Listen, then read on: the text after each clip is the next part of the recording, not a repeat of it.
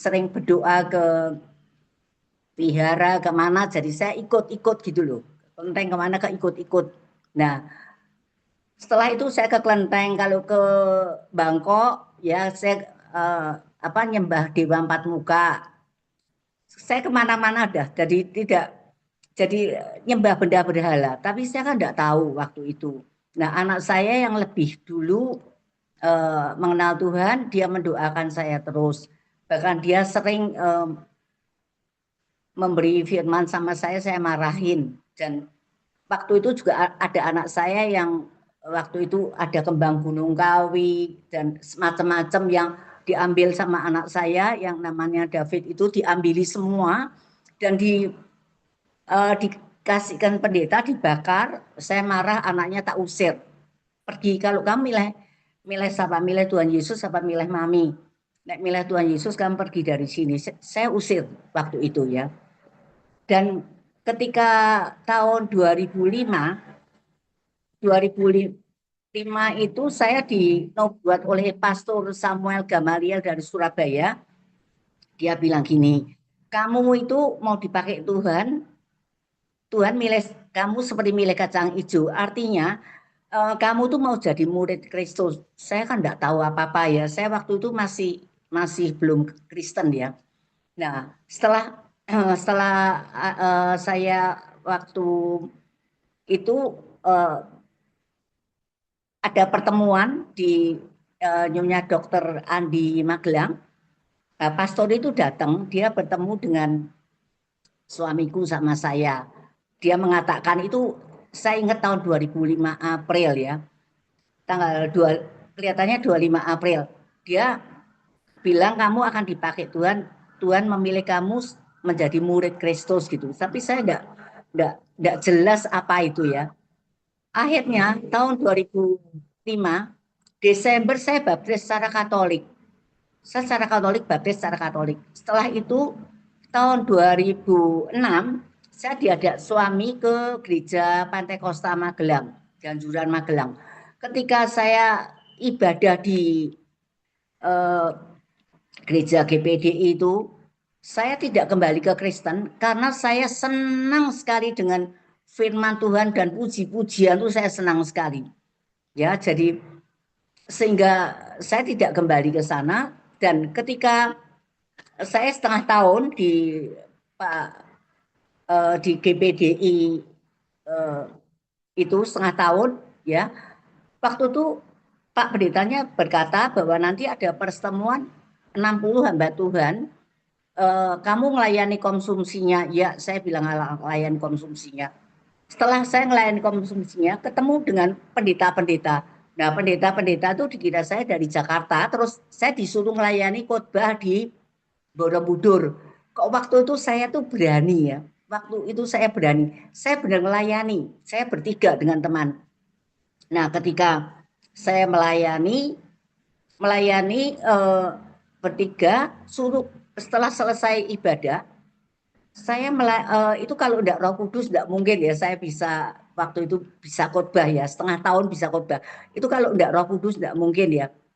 Terus waktu itu anaknya pendeta itu hidungnya ada tumornya, suruh kita doakan. Kita kan doa kayak kita yang enggak tahu. Nah, ketika kita bertiga mendoakan, anaknya pendeta itu bilang ada sesuatu yang keluar dari hidung.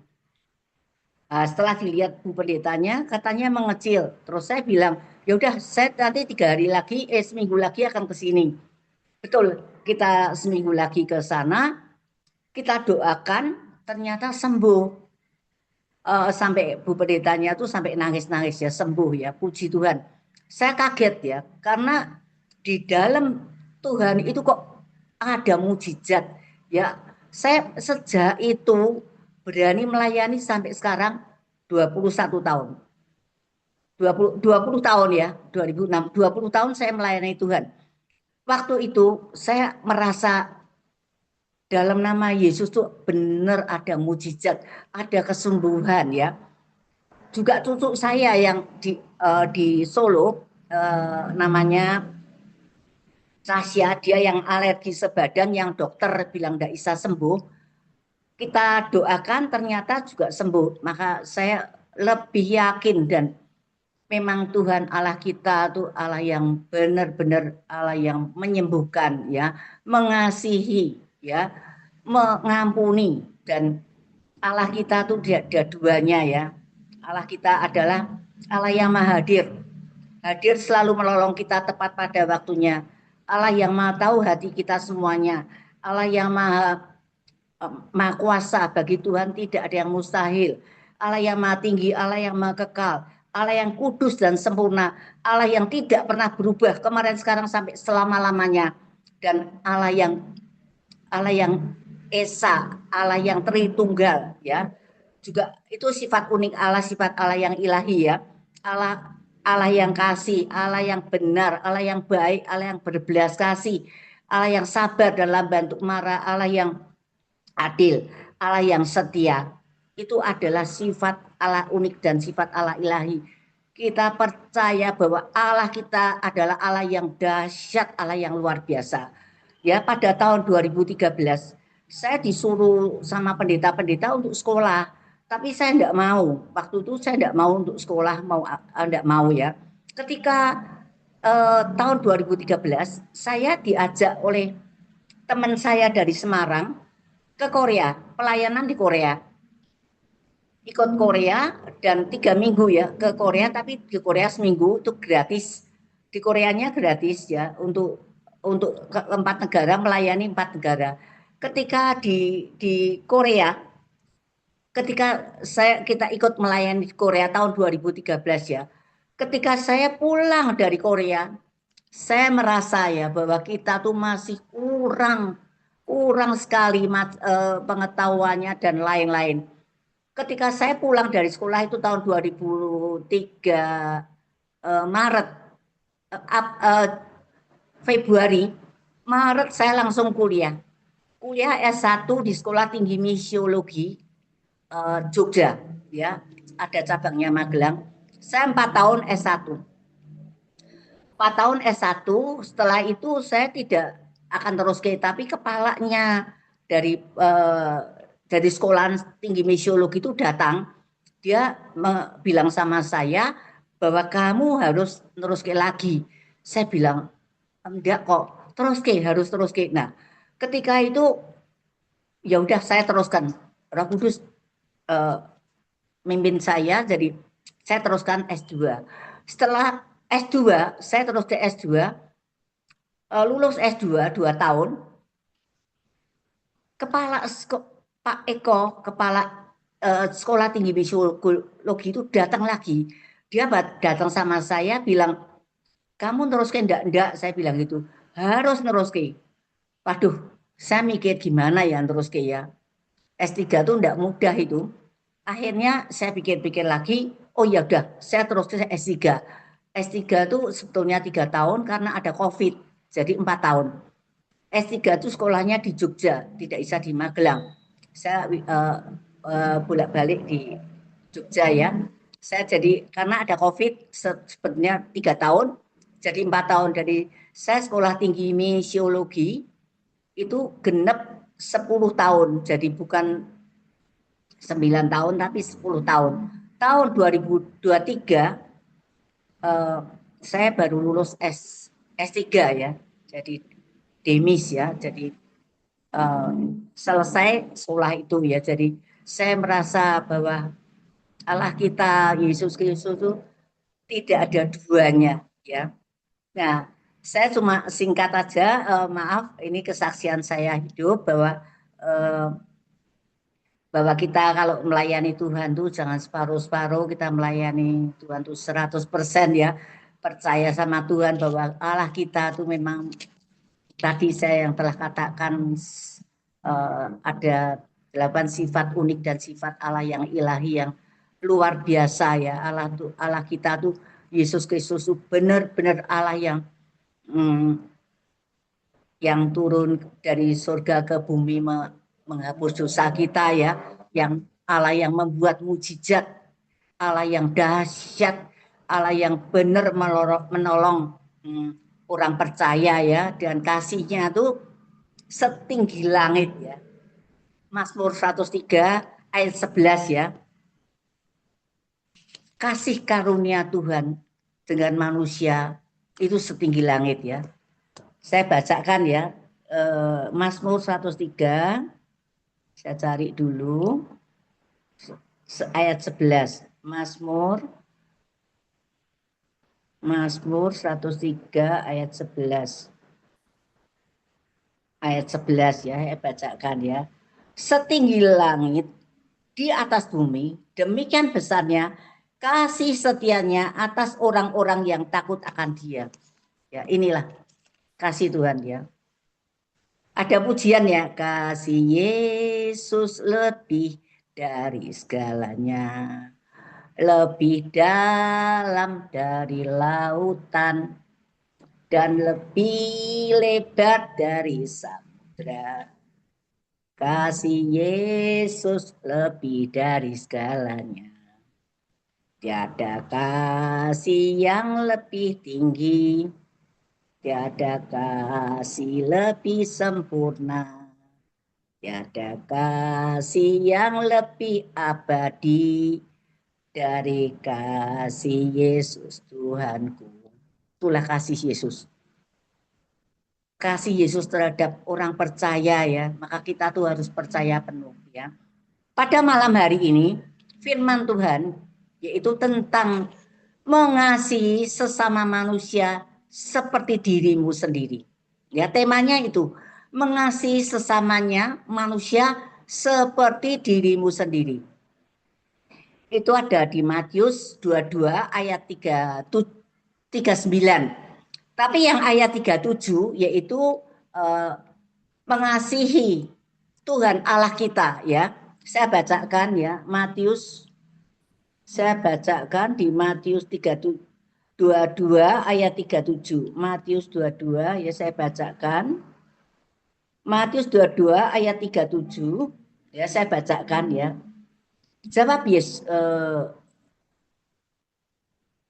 Jawab Yesus kepadanya, kasihlah Tuhan Allahmu dengan segenap hatimu dan segenap jiwamu dan segenap akal budimu. Ini adalah hukum yang pertama ya.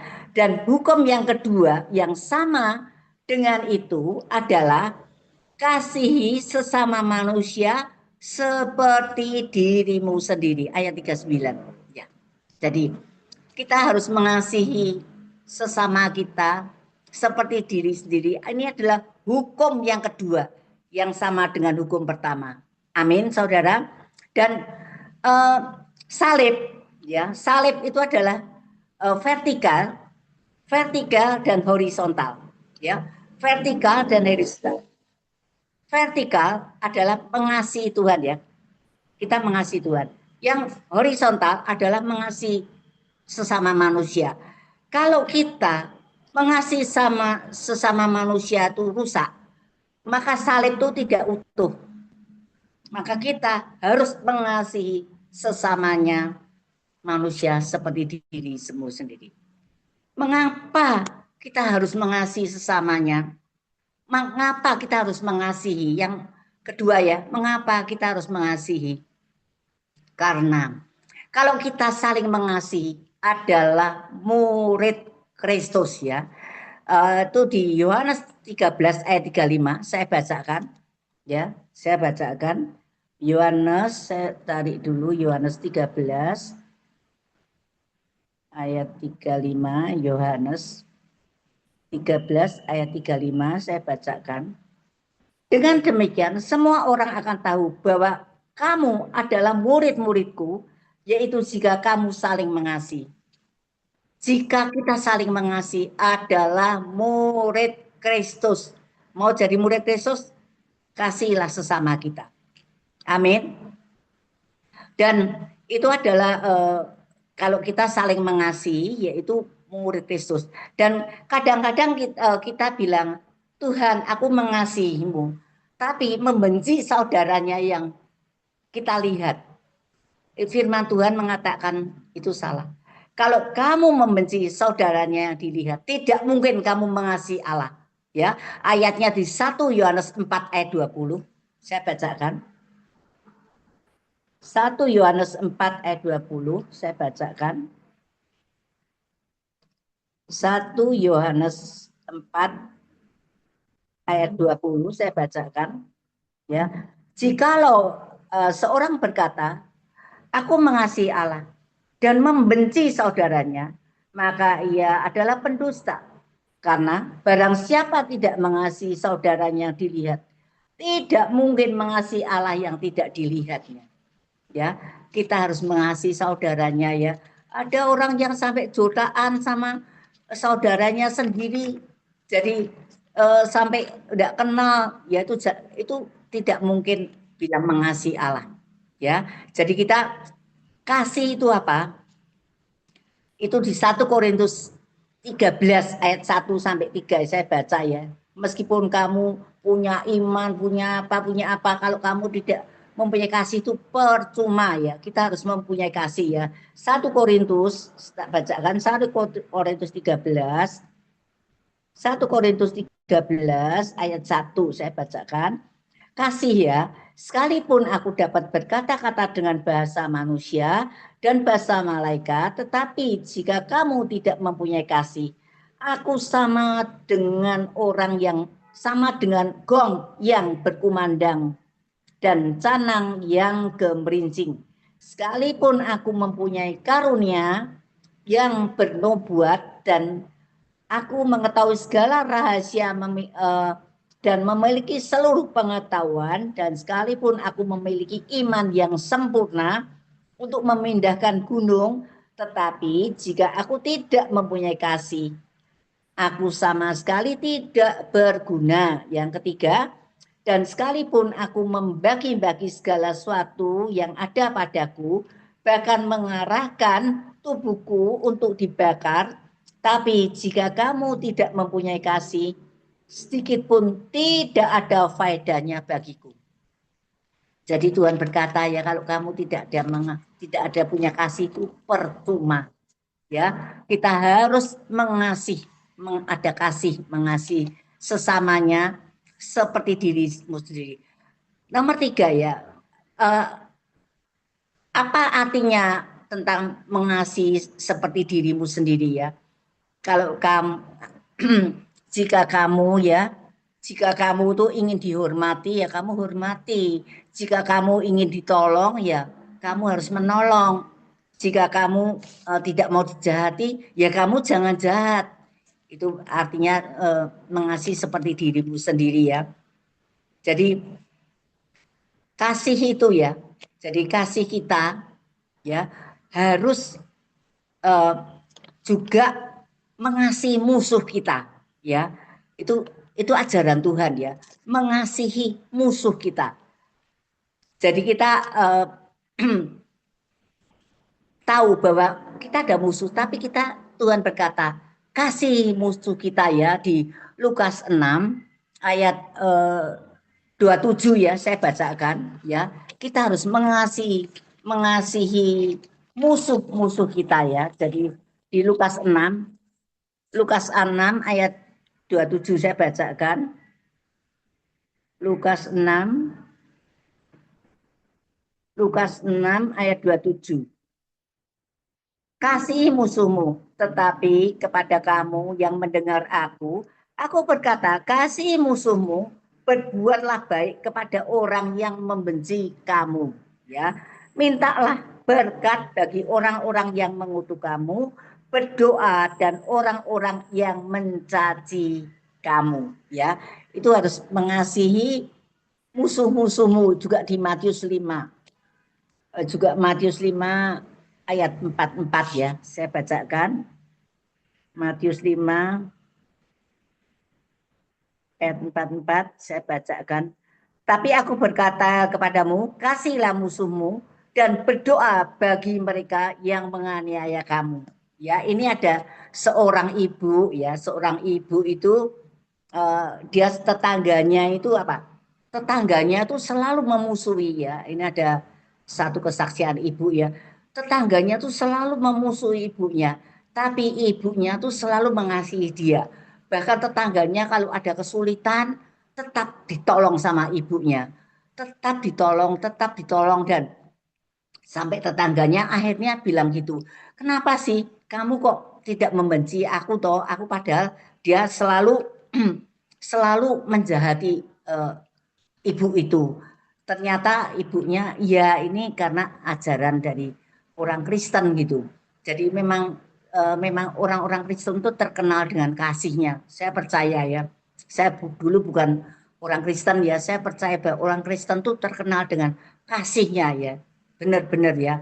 Karena Tuhan tadi sudah berkata kalau kita mengasihi ya adalah murid Kristus ya di Yohanes 13 ayat 35 tadi bahwa kita saling mengasihi itu adalah murid Kristus. Jadi kita tahu bahwa Tuhan kita adalah Allah yang kasih ya.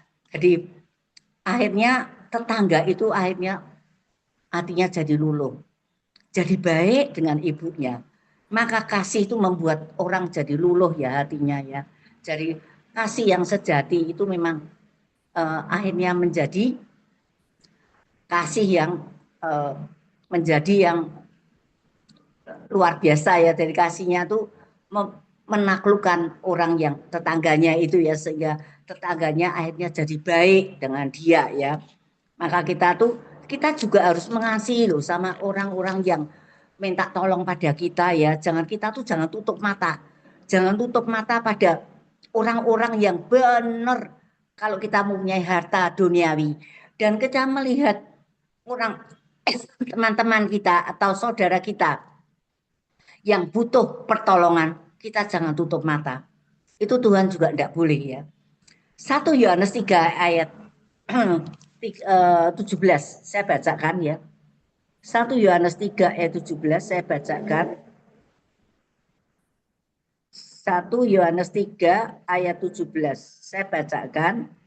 Barang siapa mempunyai harta duniawi dan melihat saudaranya menderita kekurangan, tetapi menutup mata hati terhadap saudaranya, itu bagaimana kasih Allah dapat tetap di dalam dirinya? Inilah, barang siapa mempunyai harta duniawi ya, orang kaya, orang anu ya, melihat saudaranya sendiri menderita kekurangan, tapi menutup pintu hatinya. Ya, bagaimana ada kasih Allah di dalamnya? Ya, jadi ini kita harus tahu, tidak boleh menutup mata. Juga di Amsal 21 ayat 13 saya bacakan. Amsal 21 ayat 13. Amsal 21 ayat 13. Setiap siapa menutup telinga bagi cerita orang lemah, tidak akan menerima jawaban kalau ia sendiri berseru-seru. Doanya tidak akan dijawab loh ya. Siapa menutup telinga dari jeritan orang lemah, ya, orang lemah, orang yang maksudnya orang yang lemah, orang-orang yang butuh pertolongan. Kalau kamu bisa, tolonglah mereka. Kecuali kamu tidak bisa ya, kalau bisa tolonglah mereka. Siapa menutup telinganya dari jeritan orang lemah, tidak akan menerima jawaban kalau ia sendiri berseru-seru ya, tidak akan menerima jawaban. Jadi kita harus tahu bahwa kita harus saling tolong menolong ya. Jadi ini ada satu lagi di Yakobus 2 ayat 14 sampai 17 ya. Yakobus 2 saya bacakan. Yakobus 2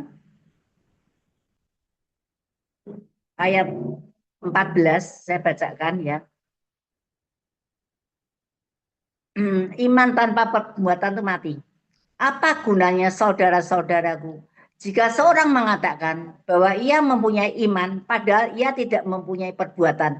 Dapatkah iman itu menyelamatkan dia jika seorang saudara atau saudarimu yang tidak mempunyai pakaian dan kekurangan makanan sehari-hari dan seorang dari antara kamu berkata, selamat jalan, kenakan kain panas dan makanlah sampai kenyang, tetapi ia tidak memberikan kepadanya apa yang perlu bagi tubuhnya, Apakah gunanya? Ya, demikian juga halnya iman. Jika iman tidak disertai perbuatan, maka iman itu hakikatnya adalah mati. Ya, orang tuh melihat orang yang tidak berpakaian dan kekurangan makanan, tapi dia diam saja. Bahwa dia berarti dia tidak melakukan perbuatan. Iman tanpa perbuatan itu mati. Ya, yang eh, kelima ya, bahwa orang lumpuh ya, orang lumpuh digotong dengan 4 orang. Orang lumpuh digotong dengan 4 orang dia di Markus 2 ayat Markus 2 ayat 1 sampai 5 ya. Markus itu mengatakan bahwa apa? Orang lumpuh akhirnya dibawa ke atap dan diturunkan dari atap karena sangat penuh ya, tidak bisa masuk, dan 4 orang itu mengangkat orang lumpuh itu sampai atap, dibawa ke Yesus dan Yesus menyembuhkan ya. Saya bacakan ya, Markus 2, saya bacakan Markus 2 ayat 1 sampai 5. Markus 2 ayat 1 sampai 5. Orang lumpuh disembuhkan. Kemudian seorang yang lewat beberapa hari waktu Yesus datang lagi ke Kapernaum, tersiarlah kabar bahwa ia ada di Roma. Maka datanglah orang-orang berkerumun sehingga tidak ada tempat, bahkan di muka pintu pun tidak. Sementara ia memberitakan firman pada mereka. Ada orang yang datang membawa kepadanya seorang lumpuh digotong oleh 4 orang. Tetapi mereka tidak dapat membawanya kepadanya karena orang banyak itu. Lalu mereka membuka atap yang di atasnya Yesus ya. Sesudah terbuka, maka menurunlah tilam, orang lumpuh terbaring. Ketika Yesus melihat iman mereka, berkatalah ia berkata, orang lumpuh, hai anakku, dosamu sudah diampuni. Amin. Bahwa mujizat orang lumpuh ini, apakah dia sembuh? Saya bilang bukan. Mujizat orang lumpuh itu adalah karena ada 4 orang yang menolong. Ada 4 orang, kalau 4 orang tidak menolong, orang lumpuh itu tidak akan sembuh. Dan kalau orang lumpuh itu tidak baik, dia kasar dengan 4 orang, pasti 4 orang tidak menolong. Dan orang lumpuh itu mengasihi, benar-benar mengasihi pada 4 orang itu. Maka orang lumpuh itu baik dengan siapa saja, sehingga 4 orang itu menolong sampai di bawah atap, sampai turun, sampai dia sembuh ya. Jadi tiap orang pasti punya kelumpuhan, punya cacat ya, uh, punya antik ya. Tiap orang tuh pasti punya ya. Jadi kita tuh harus saling mengasihi. Jadi setiap orang saling mengasihi supaya kalau ada kesulitan banyak orang yang menolong seperti orang lumpuh ini ya. Jadi ini ada satu kesaksian ya, seorang guru. Guru itu ngajar bahasa Inggris ya, ngajar bahasa Inggris. Dan di kelas itu ada satu anak yang sangat-sangat nakal. Anak itu sangat nakal sekali. Dan waktu itu gurunya tuh ngajar tentang baju ya, terus ada anak yang bilang t-shirt, bener ya. Tapi yang anak nakal itu dia bilang apa? Swempak gitu. Wah, setelah bilang swempak, sekelas tuh jadi ketawa semua, jadi lain-lain terus berkata, oh BH, BH. Jadi, wah jadi geger, jadi rame itu. Jadi ada yang bilang BH, ada yang bilang CDR, ada yang bilang softtek dan lain-lain. Wah gurunya marah, gurunya keluar dari kelas. Sampai anak yang nakal bilang gini, Miss, kok jangan marah Miss, nanti lekas tua loh Miss.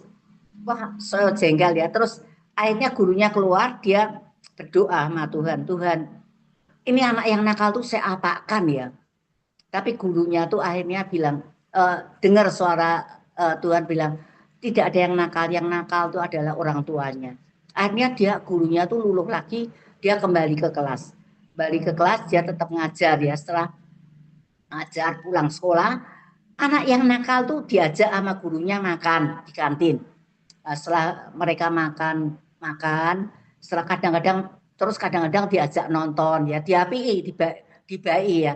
Nah, setelah itu mereka jadi baik gitu loh, jadi baik kalau di kelas sehingga jadi berubah ya, tidak nakal ya. Dan akhirnya 5 tahun kemudian eh, guru itu sudah keluar dan sudah menikah ya. Dan anak yang sempak ini sudah bekerja dan bekerjanya tuh sudah berhasil. Dan ibu gurunya tuh akan mendp rumah, dia beli rumah, mendp rumah tapi belum ada uangnya dan mau mendp rumah. Dan ketika itu sempak tuh waktu itu telepon sama ibu gurunya, Bu guru aku cari-cari loh, cari kamu di mana gitu loh. Kamu di mana? Terus aku mau memberkati ibu guru gitu, bu guru yang sangat baik sama saya dulu. Terus, oh ya, sekarang saya sudah kerja. Oh ya, syukur nyu, eh, kerjanya udah berhasil. Oh ya, syukur, puji Tuhan, dia bilang gitu. Akhirnya terus dikasih nomor AC-nya ibu guru, dikasih AC-nya bang. Terus setelah itu, setelah dikasih, sempak tuh telepon sama gurunya lagi, Bu guru udah dibuka belum? Bu gurunya kan belum buka, dia bu guruan paling sempak tuh ngasih berapa toh kok telepon gitu.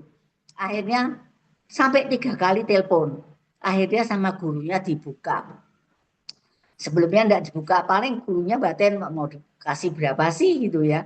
Akhirnya dibuka ya, ketika dibuka gurunya kaget, jumlahnya uangnya tuh cukup untuk DP dan bayar pajak. Nah itulah, maka kita ya kalau ada selisih paham dengan orang ya, perbaiki ya. Seperti sempak sama gurunya, diperbaiki, akhirnya jadi berkat. Kadang-kadang berkat tuh datang dari orang yang tak terduga.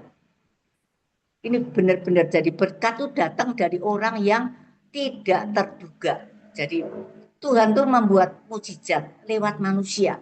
Jadi kita harus baik dengan sesama manusia. Ya, tadi sudah dikatakan ya, kalau kita tidak mengasihi itu percuma ya. Kita harus saling mengasihi ya. Kita hidup di dunia itu harus baik dengan sesama manusia ya.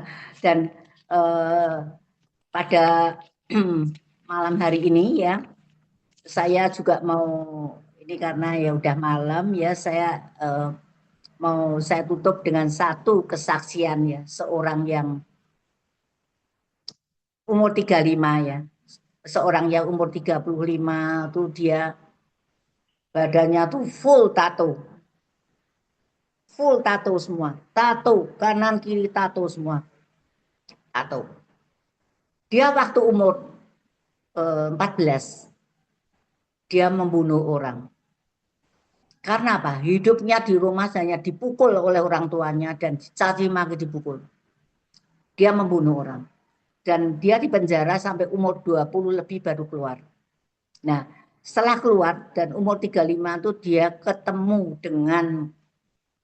dengan seorang pendeta dari Korea. Nah, pendeta Korea tuh bilang gini, kamu harus minta maaf dengan ayahmu.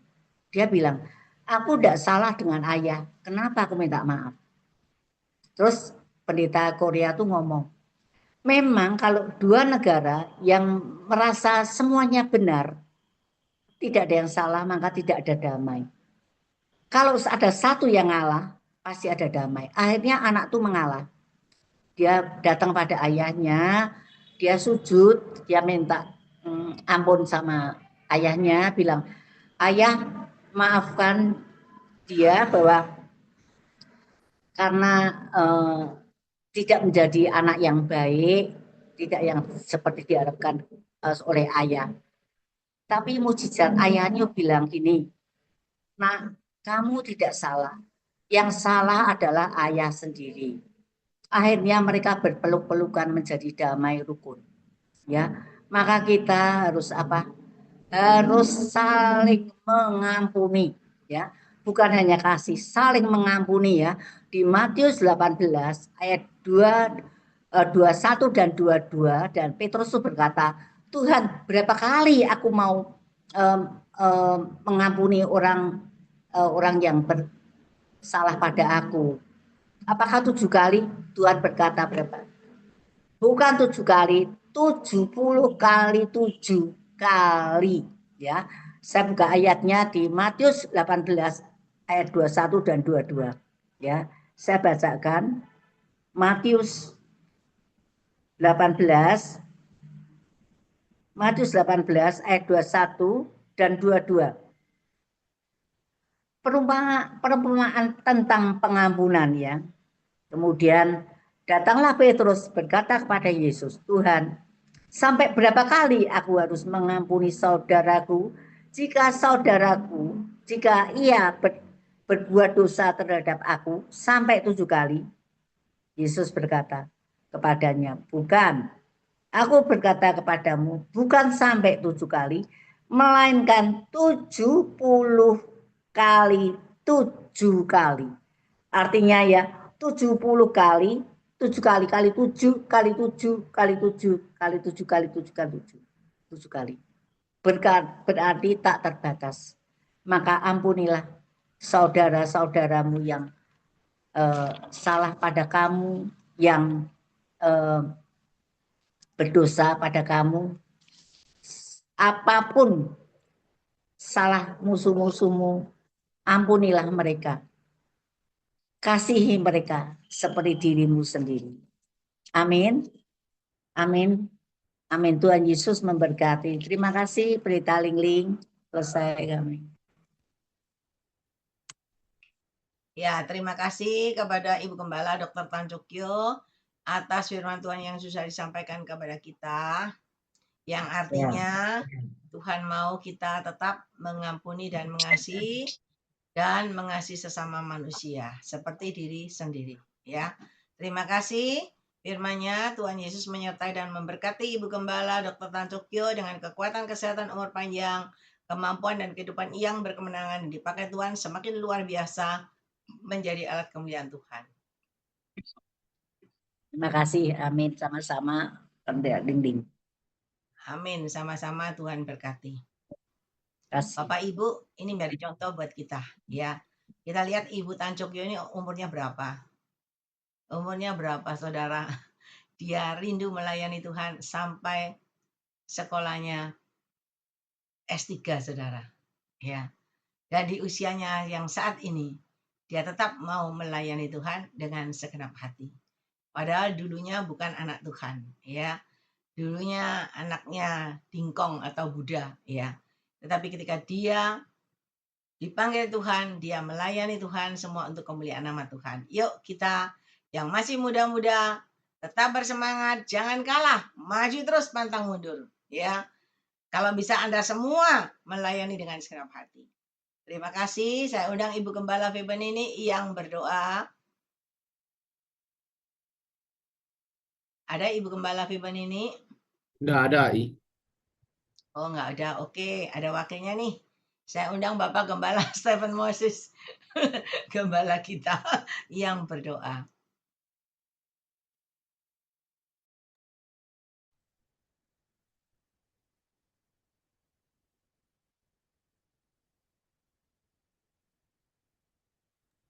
Nggak ada suaranya, Pak.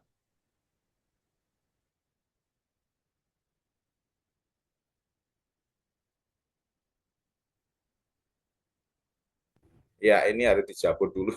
Ya. Nah, sekarang udah masuk ya? Sudah, Pak. Sudah. Oke, ya tadi pakai salon, makanya tidak masuk. Mari kita ulangi. Bapa kami surga, di dalam nama Tuhan Yesus kami mengucap syukur atas kasih setiamu yang luar biasa, firman-Mu yang sungguh-sungguh menyentuh setiap hati kami semua, Tuhan. Kalau ada dosa kesalahan kami, terutama tentang sakit hati, kepahitan, dendam, dan segala macam yang ada dalam lubuk hati kami, Biarlah itu kami bersihkan dengan pengampunan oleh karena darah-Mu yang kudus ya Tuhan. Kalau ada kesalahan kepada istri, suami, anak, mantu, atau teman, atau saudara, Tuhan, Kau tahu kami harus Kau sadarkan. Karena dosa tidak bisa mengampuni adalah dosa yang paling-paling jahat di muka bumi ini. Karena kalau kami tidak mengampuni, firman-Mu sendiri berkata dengan jelas dalam Markus 11 ayat 25-26, kalau kami tidak mengampuni, Bapa di surga pun tidak akan mengampuni kami. Kalau Bapa tidak bisa mengampuni kami, kalau kami tetap tidak sadar, waktu kami pulang ke rumah Bapa, meninggal, belum tentu kami bisa bertemu dengan Bapa. Karena itu Tuhan, selama kami masih hidup di dalam dunia ini, kiranya Kau sadarkan setiap kami Tuhan untuk tahu bahwa mengampuni orang yang menyakitkan memang itu mungkin berat buat setiap orang yang pernah mengalami rasanya bagaimana disakiti, tapi itu ajaran firman Tuhan sendiri. Yesus sendiri yang benar, yang kudus, disakiti, dikhianati, bahkan dicambuk, bahkan ditampar. Tapi Yesus berkata kepada Bapa, ampunilah mereka, karena mereka tidak tahu apa yang mereka perbuat. Ajari kami Tuhan seperti Engkau. Berkati Bu Dokter Tuhan, berkati keluarganya, anak cucu mantunya, dan seluruh keluarga besarnya. Sehingga mereka yang belum mengenal Engkau melalui kehidupan hamba-Mu ini, mereka juga akan mengenal Yesus sebagai Tuhan dan Juru Selamat, sehingga mendapatkan kehidupan yang kekal. Terima kasih Bapa atas firman yang luar biasa memberkati kami. Mari kita angkat tangan kita bersama. Biarlah sinar kemuliaan Tuhan mengalir dalam setiap kehidupan kita. Diberkatilah keluar masuk kita, diberkatilah usaha kita, diberkatilah kesehatan dan umur panjang kita, diberkatilah pelayanan kita, diberkati setiap langkah jalan kehidupan kita, kemanapun kita pergi, dalam terang-Mu, dalam perlindungan Bapa. Dan berkat itu datangnya hanya di dalam nama Bapa, Putra, dan Roh Kudus. Di dalam kasih sayang Tuhan Yesus. Yang percaya katakan, amin, amin, amin. Terima kasih Bu Angling, Tuhan berkati. Terima kasih kepada Bapak Gembala Stefan Moses atas doa dan pelayanannya. Tuhan Yesus menyertai dan memberkati dengan kekuatan, kesehatan, umur panjang, kemampuan dan kehidupan yang berkemenangan dan dipakai Tuhan semakin luar biasa menjadi alat kemuliaan Tuhan. Sama-sama Bu. Amin. Tuhan memberkati. Ya, Bapak Ibu tadi disinggung kalau ada saudara kita yang kekurangan, lalu kita diam aja cuma melihat, itu nggak benar. Ya, mari kita mulai memperhatikan. Buat apa kita berbagi kasih kepada orang di luar, kalau yang di dalam sendiri kita tidak perhatikan. Tuhan mau dari dalam lalu keluar.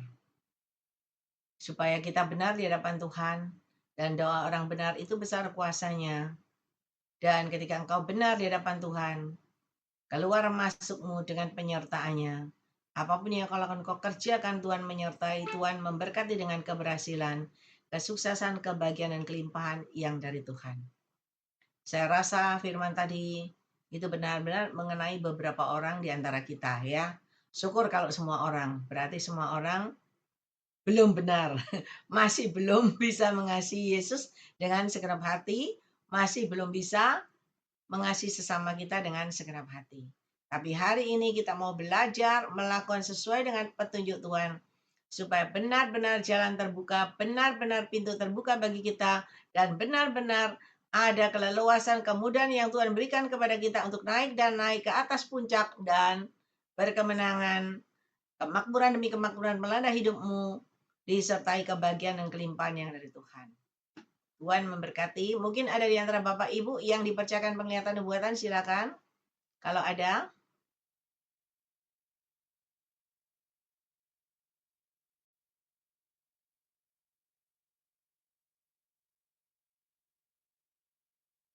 Kalau tidak ada, kita lanjut. Ada Bu. Ada Ya, Bu. Ibu. Shalom. Bapak Panoto, silakan shalom. Selamat malam semua teman-teman. Saya ada bantu sedikit bahwa Tuhan Yesus itu adalah kasih, itu adalah yang sangat akar kasih. Itu ada 1 Korintus 13 ayat 4 sampai 7 sama Kolose pasal 3:12. Mungkin bisa direnungkan sendiri tentang kasih itu. Jadi kasih itu yang luar biasa. Jadi hukum daripada kasih adalah pada perjanjian baru adalah kasih ya teman-teman. Ya, kasih pun itu ya 1 Petrus 4 ayat 8, dengan berkasih kita melakukan segala dosa-dosa kita akan diampuni sama Tuhan Yesus dalam kehidupan kita. Itu saya lengkapkan dalam inti kasih ya. Saya ada ilustrasi sedikit teman-teman. Taat ya. T itu temuilah kondisi hatimu, alamilah kondisi hatimu, alamilah Kristus, tunduklah pada salib Kristus dan kebenarannya. Itu ilustrasi yang sangat harus kita pahami, harus kita taati, harus kita kerjakan dalam kehidupan kita sehari-hari. Itulah yang saya bagikan bagi kita semua. Tuhan Yesus memberkati. Amin. Terima kasih kepada hambanya Bapak Evangelis Tanoto yang sudah membagikan firman Tuhan. Ya, kasih kepada kita. Memang kasih itu mengalahkan segalanya. Ya. Terima kasih kepada Pak Tanoto. Tuhan Yesus menyertai dan memberkati Bapak dengan kekuatan, kesehatan, umur panjang, kemampuan dan kehidupan yang berkemenangan, dan dipakai Tuhan semakin luar biasa menjadi alat kemuliaan Tuhan. Semangat. Terus maju, terus melayani.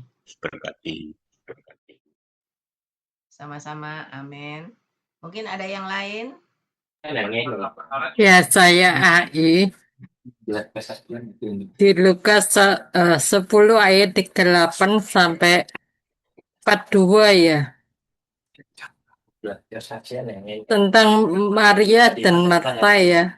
Jadi kita itu harus menjadi Maria dulu baru jadi Marta ya.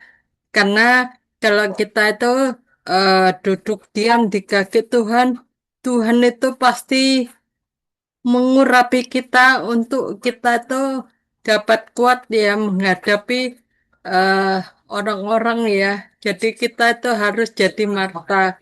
Pertama kali jadi Maria dulu supaya kita tuh dekat dalam Kristus ya. Kalau kita dekat sama Kristus pasti Tuhan tuh berikan kita tuh kekuatan yang baru juga urapan yang baru kepada kita. Baru kita tuh melayani pekerjaan Tuhan. Kalau tidak ada Maria ya tidak bisa. Pasti boring ya. Jadi semuanya itu harus ada Maria dulu baru Marta yang Tuhan ajarkan kepada saya. Terima kasih Tuhan Yesus memberkati.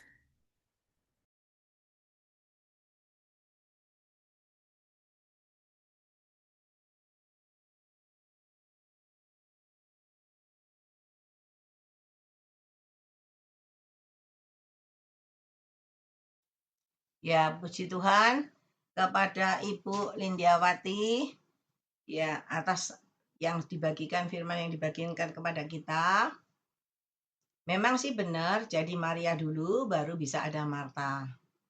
Kalau kita nggak melekat sama Tuhan dulu, maka kita nggak mungkin bisa seperti Marta yang selalu melayani ya dalam segala. Karena kita condong manusia itu mementingkan diri sendiri. Boleh dibilang kita semua untuk diri kita sendiri, ya. Tapi kalau kita melekat sama Tuhan, kita mengasihi Tuhan, maka Tuhan akan memberikan petunjuk kepada kita, mengajar kita untuk supaya kita bisa melayani dengan segenap hati, bahkan bisa berbagi kasih. Tuhan memberkati. Ada lagi yang dipakai Tuhan penglihatan nubuatan, ada enggak? Bisa disampaikan?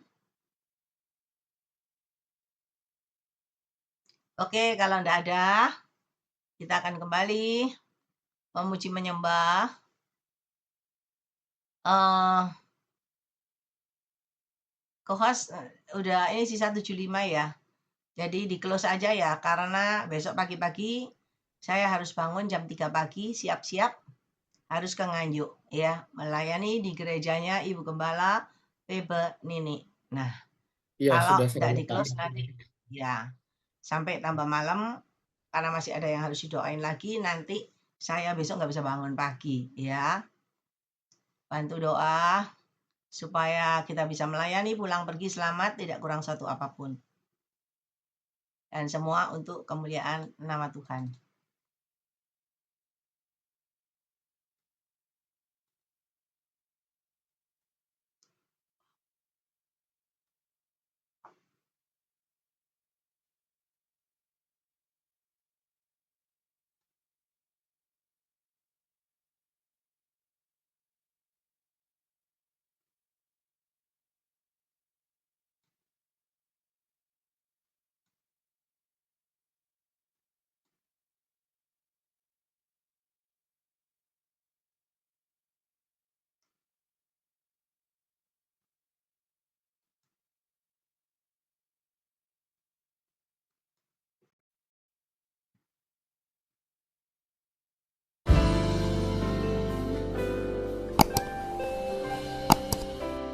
Sungguh Engkau yang layak Tuhan. Engkau layak terima glory, terima sembah kami, terima kemahormatan sampai selama-lamanya. Terima kasih Tuhan untuk darah yang tercurah bagi kami. Terima kasih Engkau serahkan nyawamu Tuhan, demi menebus setiap kami Tuhan. Dengan apa akan kami balas Tuhan? Segala kebaikan-Mu. Kasih-Mu teramat besar dalam hidup kami Tuhan. Kami angkat tangan kami Tuhan. Kami mau katakan syukur Tuhan. Engkau baik, sangat baik, teramat baik. Terima kasih Tuhan. Engkau sahabat yang terbaik dalam hidup kami Tuhan. Ketika kami terpuruk dan seharusnya kami menerima kebinasaan, tapi karena kasih Tuhan yang besar, Kau menyelamatkan kami Tuhan. Kami bangga punya Tuhan Yesus. Kami mau bertepuk tangan Tuhan untuk segala kebaikan dan anugerah Tuhan yang tak terbilang, tak terhitung, tak terhingga. Kasih Tuhan Yesus amat besar bagi kami. Terima kasih Tuhan. Oh Jesus. Mari bersyukur di hadapan Tuhan. Renungkan kebaikan Tuhan. Kasih Allahku sungguh telah terbukti ketika Dia serahkan anaknya. Kasih Allah mau berkorban bagi kau dan aku. Tak ada kasih seperti. Terima kasih Tuhan Yesus. Nyanyikan kasih. Kasih Allahku sungguh telah terbukti. Oh Jesus. Ketika Dia serahkan anaknya. Kasih Allah mau berkorban bagi kau dan aku. Tak ada kasih seperti. Mari umat tebusan Tuhan, angkat kedua tangan bersyukur. Bersyukur, bersyukur, bersyukurlah, bersyukur karena kasih. Kami mengucap syukur Yesus. Ku sembah, kami sembah.